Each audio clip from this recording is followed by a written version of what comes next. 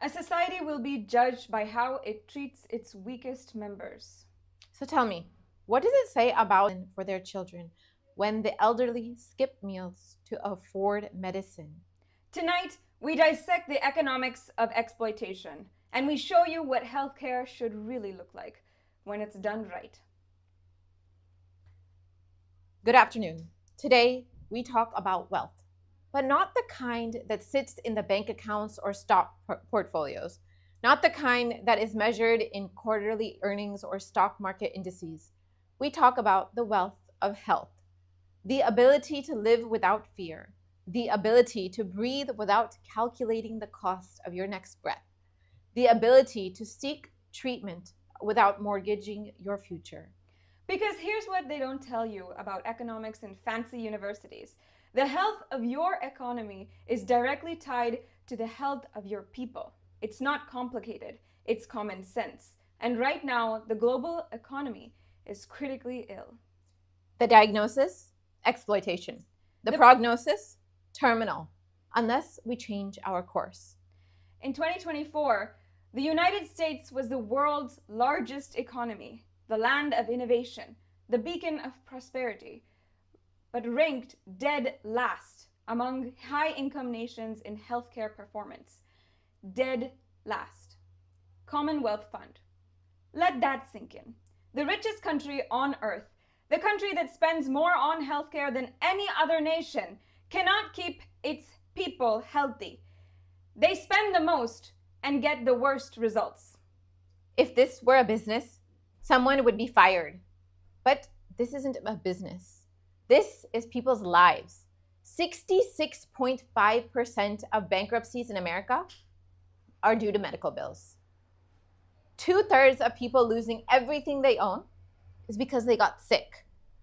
In the land of opportunity, your biggest opportunity is to go bankrupt from a hospital stay.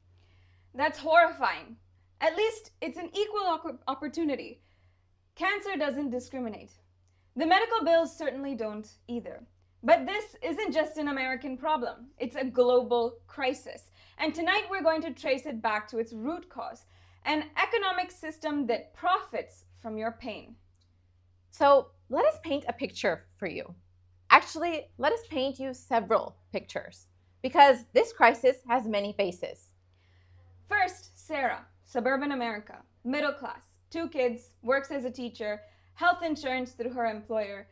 One day she feels a lump in her breast. She knows she should get it checked immediately. But her insurance deductible is $5,000 and she hasn't saved that much. The mortgage is due. The kids need new shoes and the car needs repairs. So she waits. And by the time the pain is unbearable, by the time she can't ignore it anymore, by the time she finally walks into that hospital, the cancer is stage 4. Terminal. Not because treatment doesn't exist, but because she couldn't afford to catch it early. Picture 2. Amina, a mother in rural Kenya. Her 6-year-old son has diarrhea. Simple, treatable diarrhea. In a developed country, this would be solved with oral rehydration salts. The cost, just a few dollars. But Amina lives 30 kilometers from the nearest clinic. The journey costs money. The medicines cost money. The clean water that would have prevented this in the first place, that costs money too. Her son dies from diarrhea in 2025. The next picture, Raj, Mumbai, India, a software engineer, good job, middle class income. His father has diabetes and needs insulin. The insulin cost is 3,000 rupees per month, which is manageable.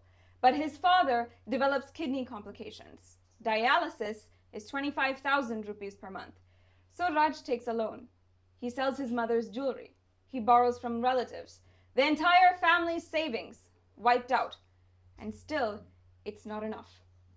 What we just painted for you was 3 different continents, 3 different economic backgrounds, but the same story. Healthcare is not a luxury. It is a right. But the numbers don't lie. Let me give you details. billion people. That's more than a quarter. 6 billion were pushed into poverty or pushed deeper into poverty. Think about that. Healthcare. The thing meant to preserve life is destroying livelihood. 1.3 billion people, 17% of global population, were pushed or further pushed into poverty by out-of-pocket health spending. Over 1 billion people. That's more than the entire population of Europe and North America combined, pushed into poverty by trying to stay alive. Now let's focus on America. The American nightmare. 41% of Americans spend more than $1,000 in out-of-pocket healthcare in 2023. 62% of Americans are very or somewhat worried about being able to afford healthcare. And Americans as a whole borrowed an estimated $74 billion with a B just to pay medical bills in 2024. $74 billion borrowed money to stay alive. But this is not just in America. Countries all over the world, so-called developed nations, are experiencing this. And here's the kicker. 35% of Americans, the highest ever recorded, lack access to quality, affordable care. In the richest country on earth, let me say that again so that it really sinks in. The richest country on earth. 1 in 3 people cannot access affordable health care. And this is seen across the globe in all wealthy nations. The global divide we need to understand. 141 countries spend less than 5% of their GDP on healthcare. The global average of public healthcare spending, only 3.8% of GDP. In low-income countries, per capita government spending on health is stagnated. Between 2019 and 2022, we've seen the pattern of stagnation in healthcare spending. So governments are spending less, but who makes up the difference? You do. Out of pocket. While you're struggling to pay rent, to buy food, to send your kids to school. This is not healthcare. This is legalized extortion. And these are not just numbers on a spreadsheet. These are lives.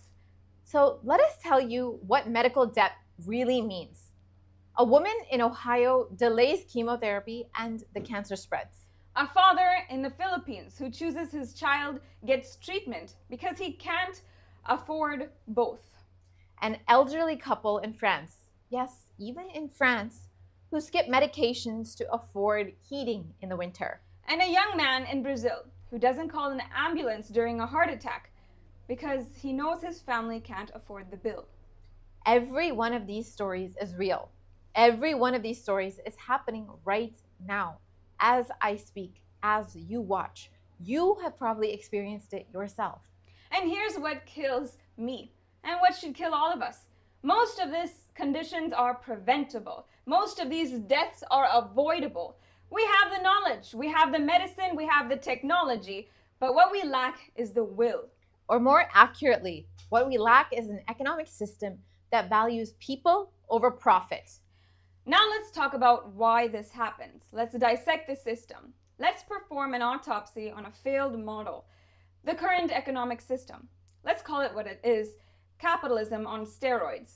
Extractive economics, the exploitation model, operates on a simple, brutal principle. Profit over people.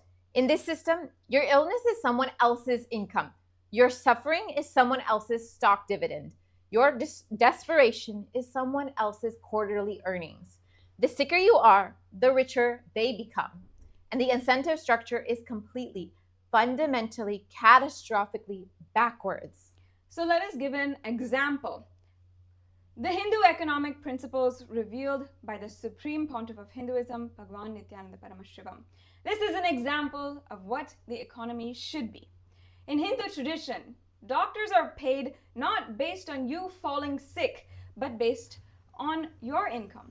The whole villager gives a share from the harvest to the doctor, and the doctor makes sure the whole village is healthy. And the doctors paid based on whether you and the entire village is staying healthy. So the incentive is your health, not your sickness. So do you see the difference? Let me spell it out. In the exploitative economy, doctors get paid when you're sick. More patients equals more money. Chronic illness equals recurring revenue. And prevention equals lost profit. In the circular Hindu economy, doctors get paid to keep you healthy. Fewer patients equals better performance. Chronic wellness equals success metric. And prevention is the primary goal. One incentivizes disease, the other incentivizes wellness. One profits from your pain, and the other profits from your health. It's almost like when you align economic incentives with human well-being, people actually become, well, it's a revolutionary concept. Someone alert the Harvard Business School. Here we have an economic model that has shown historically over thousands of years a productive and economic system. Now, let us show you exactly how the exploitative model works.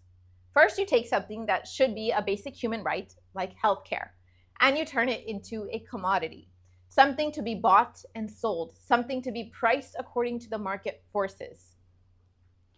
But nothing says free market like choosing between bankruptcy and debt. Not just expensive, it's prohibitively expensive. An insulin vial that costs $10 to produce is sold at $300.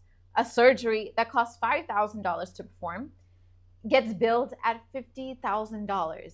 An ambulance ride that costs $200 in operational expenses charges $2,500. Why? Because you can. Because when someone is dying, they don't negotiate. They don't shop around. They don't ask for a discount. They pay or they die.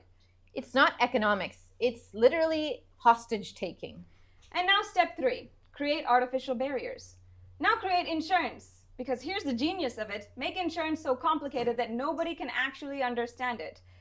Premiums, deductibles, co-pays, co-insurance, out-of-network charges, pre-authorization, pre-existing conditions, and make people pay before they get sick.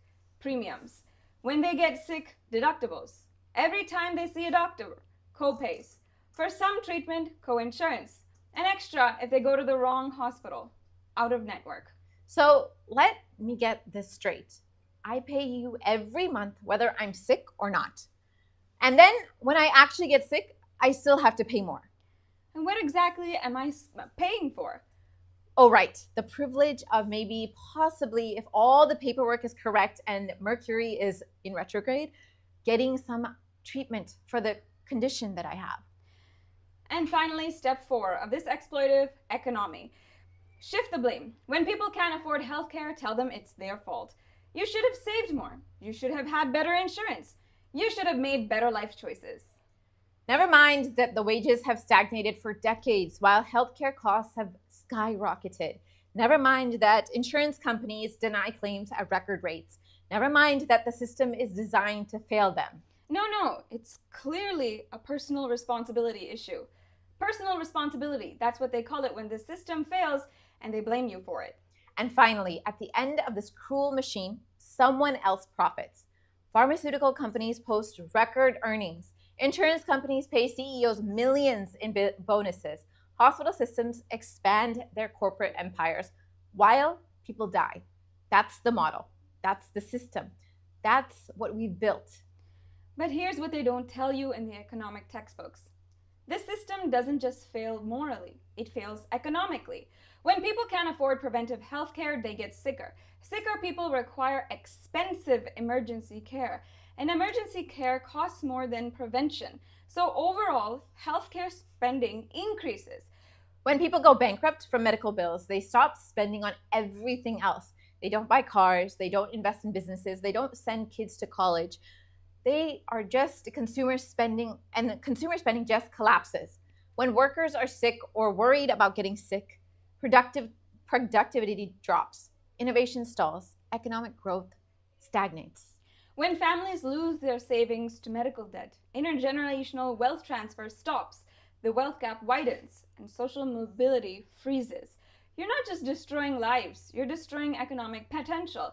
You're destroying the very foundation of prosperity. And for what? So a few pharmaceutical companies can buy their third yacht. So Let's see now the gold standard of stupidity in economy. The United States, yet again, want to emphasize that it's the richest country on earth, spends $4.5 trillion on annual health care. That's 17.3% of the GDP. The next highest, Germany, at about 12%. The US spends 50% more than most developed nations and yet gets worse results. It has higher infant mortality, lower life expectancy, more chronic disease, and more preventable deaths. If you spend 50% more on your car and it broke down more often, ran slower, polluted more, you'll call it a lemon. But when it's healthcare, we call it the American way. Now, this is exactly what we have seen, what should not go in an economy. Let's see what it's supposed to look like. Enough diagnosis, let's talk about the cure. Because here's the beautiful thing. We've done this before. Humanity has already figured it out thousands of years ago, and then we forgot. Or more accurately, we were made to forget. Let me tell you about a different way, the ancient way, a way that worked for thousands of years in the Hindu civilization and created the most stable, prosperous economy in the human history. The Hindu circular economy. According to Hindu economic principles revealed by Swamiji, the Supreme Pontiff of Hinduism, in the sacred agamas, which are Hindu scriptures, wealth is fundamentally misunderstood in the modern world. Listen to this definition. The Supreme Pontiff of Hinduism has revealed, wealth, as per Paramashiva from the agamas, is your ability to intelligently enrich the society in some form. Our ability to intelligently contribute is wealth, not your bank balance, not your property, not your stock portfolio, your contribution, your ability to enrich others. And this has functioned for thousands of years. Think about how radically different that is. In an exploitative economy, wealth is about extraction. How much can you take? In the circular Hindu economy, wealth is about contribution. How much can you give? And the Supreme Pontiff of Hinduism says also the economy of Paramashiva is teaching neither capitalism nor communism. It's about responsibility. It's responsibilism. The responsibility that you take, that decides the kind of wealth that's going to be generated by you. Responsibilism, not what you own, not what you control, what you are responsible for. And the entire ecosystem supports it. It is not an exploitative model where even if you take responsibility, you can never be successful. The Hindu circular economy operates on 4 fundamental principles. Let me break them down for you. Principle 1, integrity. Not manipulation, not exploitation, not disruption, integrity. Integrity is the best strategy. Simple, direct, true. When your economic model is built on integrity, on honest exchange, on fair treatment, on mutual respect, you don't need complex regulations. You don't need armies of lawyers. You don't need surveillance. Because everyone benefits when everyone acts in integrity. Revolutionary. This is subtle but profound. The principle number 2, own but don't possess. The Supreme Pontiff of Hinduism says, possessing is exclusiveness. Owning is inclusiveness. Owning and letting everyone enjoy it. If you possessed with exclusivity, you will deprive yourself and collapse into poverty. A man who owns manifests wealth. A man who possesses suffers with stress and depression. And you can own knowledge, and share it freely. You can own property, but let others benefit from it. You can own skills, but use them to serve others. Ownership without hoarding. Prosperity without deprivation. Think about it. A teacher owns knowledge. If they hoard it, keep it a secret, refuse to share, they become irrelevant. Their knowledge dies with them. But if they share it, teach it, spread it, their reputation and their knowledge multiplies. They become renowned and they create a legacy. The knowledge doesn't diminish by sharing, it amplifies. The third principle, let your enriching be most authentic, means every day upgrade yourself. Ultimate should not be final. Constant growth, constant learning, constant improvement. And this is critical, not for self-accumulation, for greater contribution. You learn more so you can give more. You grow stronger so you can support more. You become wealthier so you can enrich more. Growth in service of others, not growth at the expense of others. And the fourth principle completes this circle. Be confident about what you are contributing and encourage people to contribute back to you so you can continue to contribute. You can keep this Dharma Chakra alive. That's all. The Dharma Chakra, the wheel of righteousness. You contribute to others, they contribute back. That contribution enables you to contribute more, which enables them to contribute more. Round and round, a virtuous cycle, a circular economy, not a pyramid with winners at the top and looters at the bottom. A circle where everyone rises together. Now let's get specific. How does this philosophy translate to healthcare? There's a clear framework. It's all about life positivity. All life negative things should be made difficult, expensive, and all life positive things should be made free.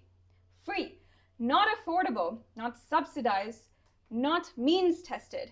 Free, because listen to this carefully. If medicine is given to the hands of the people who do business, who can be healthy?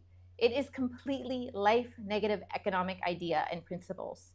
You cannot make healthcare as a business because businesses exist to maximize profit, and maximizing profit in healthcare means maximizing sickness.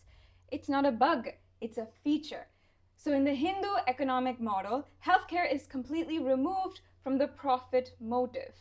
So let us take you back. Imagine a village in ancient Hindu civilization, pre-colonial, pre-exploitation, pre-globalization. In this village, there's a doctor, the Vaidya. And here's how he gets paid. When the harvest comes, every family in the village gives a portion, say 5% of their grain to the Vaidya. Not based on how many times they visited him, not based on how sick they were, based on their income, their harvest. Now, what's the doctor's incentive? To keep everyone healthy. Because if people get sick, they can't work. If they can't work, the harvest is smaller. If the harvest is smaller, the doctor's income is smaller. The doctor's prosperity is directly tied to the village's health. So what does the doctor do? He focuses on prevention. He teaches people about nutrition. He recommends exercises. He prescribes herbs to boost their immunity. He makes house calls to check on the elderly. He keeps people healthy because keeping people healthy is literally doing his job. Compare that to the modern system. A doctor who profits on your illness, who sees you for 7 minutes, who prescribes you pills because he gets kickbacks from pharmaceutical companies, who orders unnecessary tests because hospital quota has to be met. This is exactly what many of you have been suffering from. And we have seen how this is influencing people.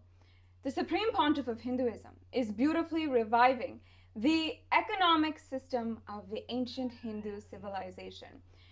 Swamiji is showing us and teaching the world how ancient Hindu civilization is making the economy circular. Not just showing us education, because these are the basics, the fundamentals of the Hindu economic principles. These are KAILASA's economic policies. Free universal healthcare, free nutrition, and free education. These basics, KAILASA is providing completely for free to the whole world. And these economic principles are foundational. The example of KAILASA, which is making all of these policies as implementable and showing how they can work and how they can benefit the global economy. So let's understand a little bit more about the modern system. And which system makes more sense? One that focuses on prevention or one that profits off of your illness? We always see in modern economic systems, we are profiting off of illness. Patients go hospital to hospital trying to find the right diagnosis. But in the Hindu system, the profit is your health. The healthier you are, the more profit the doctor gets. So tell us, which system makes sense? The Hindu economic model identifies 3 foundational needs, the must-haves that are free, as we just mentioned: free healthcare, free nutrition, free education. Swamiji, the Supreme Pontiff of Hinduism, clearly states free education is an economic policy of Hinduism. Paramashiva declares that food has to be completely freely available to the whole nation. Why? Because these are not services, they are foundations. You can't have a productive economy if people are unfed and sick.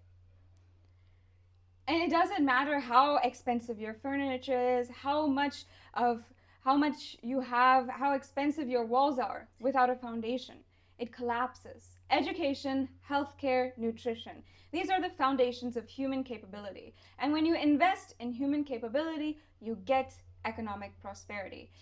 It's not charity, it's not socialism, it's not idealism. It's smart economics. Now, one of the other ways the Supreme Pontiff of Hinduism is reviving the ancient Hindu economic model is through the gold-based system. The Hindu economy is gold-based, not fiat currency-based. Swamiji beautifully explains the most stable economy on planet Earth is the Hindu economy.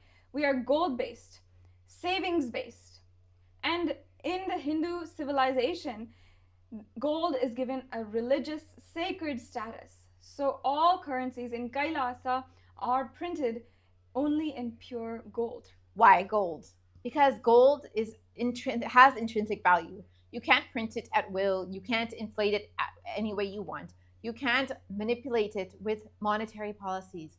It's stable, it's reliable, it's honest. And when your currency is honest, your economy is honest. You can't hide inflation. You can't create boom and bust cycles. You can't transfer wealth through the back door. Its transparency is built into the system. All of the sacred Hindu principles are literally transformed from a philosophy, from the scriptures to practice. Now you might be thinking it might all sound like a beautiful theory, but does it actually work? Can it work in the modern world? And let us answer you with one word. KAILASA. The United Nations has recognized the revival of the ancient enlightened Hindu civilizational nation, founded and led by the Supreme Pontiff of Hinduism. And it's not theoretical, it's not hypothetical, it's happening right now. In KAILASA, everything that we've discussed is not a philosophy, it's policy. The KAILASA Department of Health provides, and I want you to listen to this carefully, free physical well-being services, free physiological support, free mental health care, free emotional wellness programs, free psychological support. Through Ayurveda, the world's most ancient medical system, Nityananda Yoga, traditional Hindu medical sciences, preventative healthcare programs, holistic wellness initiatives, because in Hinduism, it treats the whole being, not just your symptoms. It is all also completely free, not subsidized, not income-based, not conditional. Free for every single citizen. Because in KAILASA's economic system, health is not a commodity. It's not a privilege. It's not something you earn. It's a right. A fundamental, non-negotiable, inalienable right. And here's what the Supreme Pontiff of Hinduism has shared about most governments. When you invest in people's health, you're not spending money, you're creating wealth. Think about it.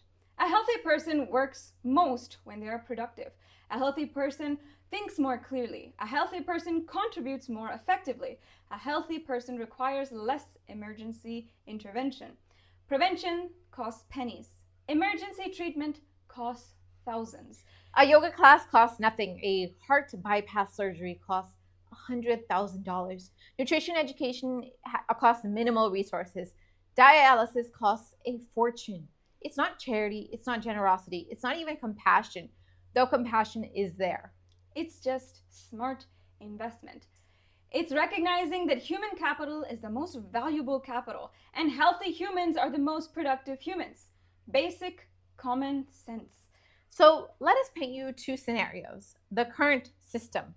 A citizen gets diagnosed with cancer, immediately panics, not just about the disease, but about the cost. They calculate treatment will cost over $200,000. They have $50,000 in savings. They take loans. They sell assets. They ask family for help. If they survive the cancer, they're still destroyed, financially ruined. They spend the rest of their life paying off their medical debt. Now, what's scenario B? In Kailasa, a citizen gets diagnosed with cancer. They go to healthcare center, they receive treatment, comprehensive, compassionate, and competent. They focus entirely on healing. No bills, no insurance claims, no financial stress. If they survive and survival rates are higher than when you're not stressed about money, they return to their life. No debt, no bankruptcy, no financial trauma. So, which system is more civilized? Which system is more economically intelligent? Which system would you want to live under?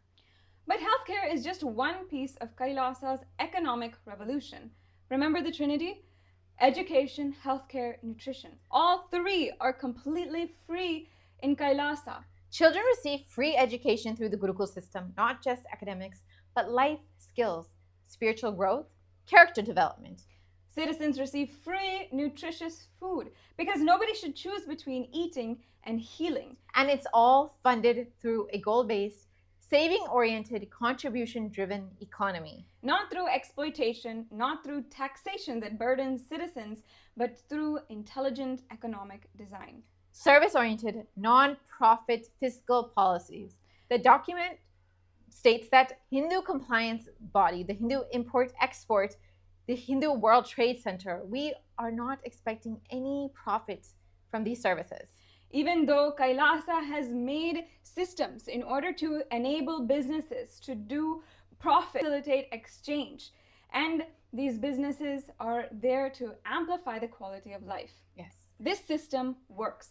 KAILASA has citizens across the globe, embassies, and recognition from international bodies. Functioning systems provide free healthcare, free education, free food, and police-free governance because when people's needs are met, crime rate drops dramatically.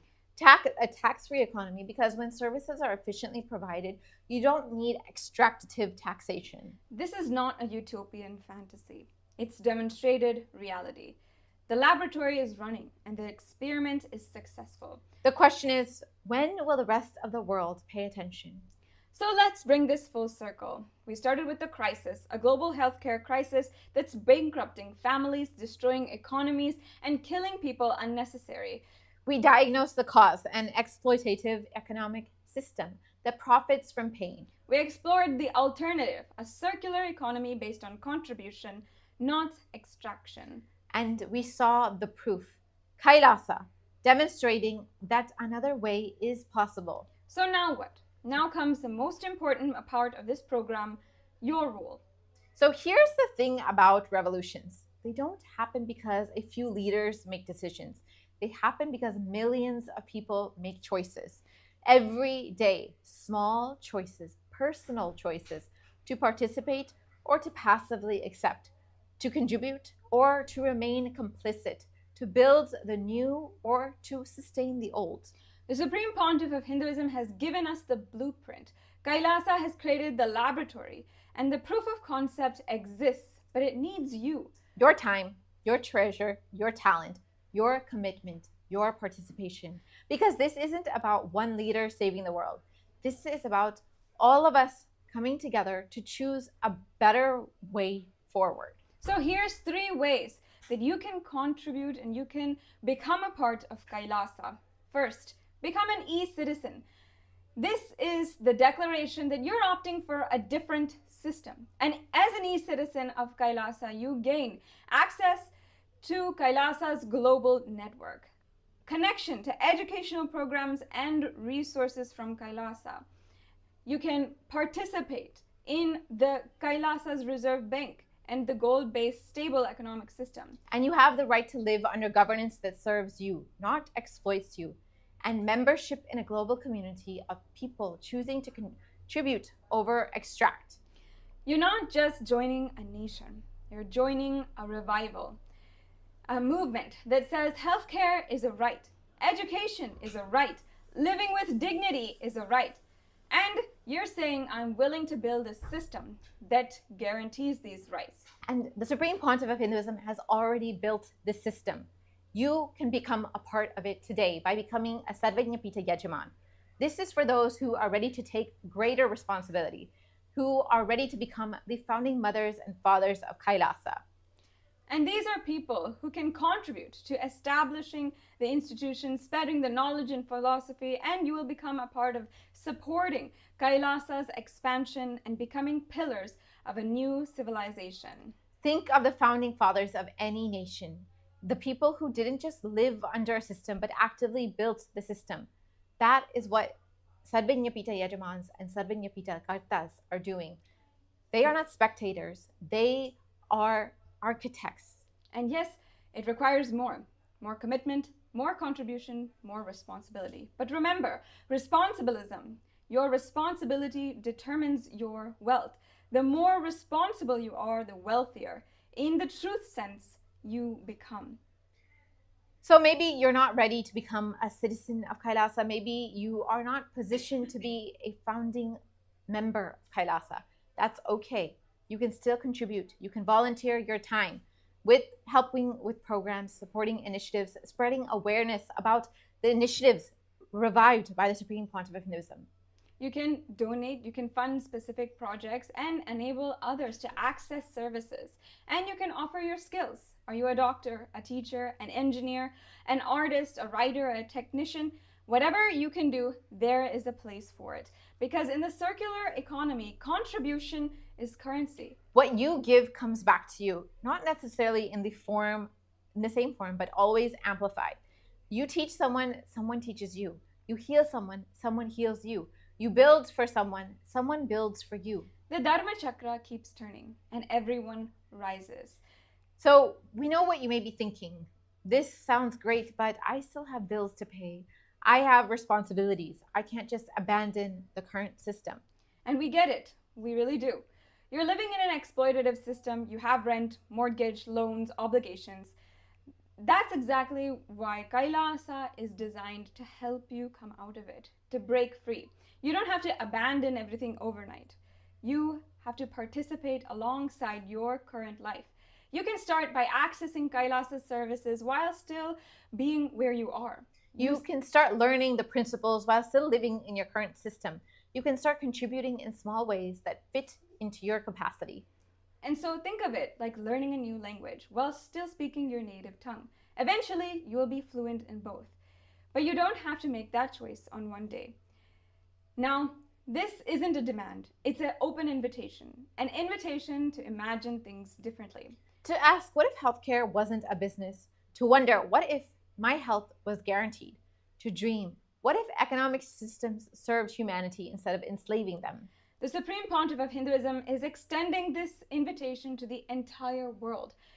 Not with force, not with coercion, not with conquest, but with demonstration. KAILASA exists to show you that it is possible, to prove that you have prosperity without exploitation, to demonstrate that wealth can be measured in contribution, not accumulation, to illustrate that healthcare can be a right, not a commodity. The invitation is open, the door is unlocked. The only question is, will you decide to walk through it? So with this, we invite each and every one of you to visit kailasa.org and learn more. If you want to sign up today to become an e-citizen of KAILASA, you can visit ecitizen.info. So let us leave you with this one last thought to ponder. Every single civilization is judged by history on one metric. How did it treat its people? Not how much wealth it accumulated, not how many wars it won, not how advanced its technology, but how it treated its people. So in KAILASA, people come first. It is up to you if you want to become a part of this people-based system, this life-positive system. The current global economic system is collapsing right now. You can see it in the medical bankruptcy statistics. You can see it in the glowing wealth gap. It is important that we see these fundamental crises going on around us and we become a part of the solution. So with this, we thank you and invite each one of you to learn more about KAILASA, to subscribe today and continue to watch about KAILASA's economic principles, about what KAILASA is contributing to humanity through the revival by the Supreme Pontiff of Hinduism. Thank you and good afternoon.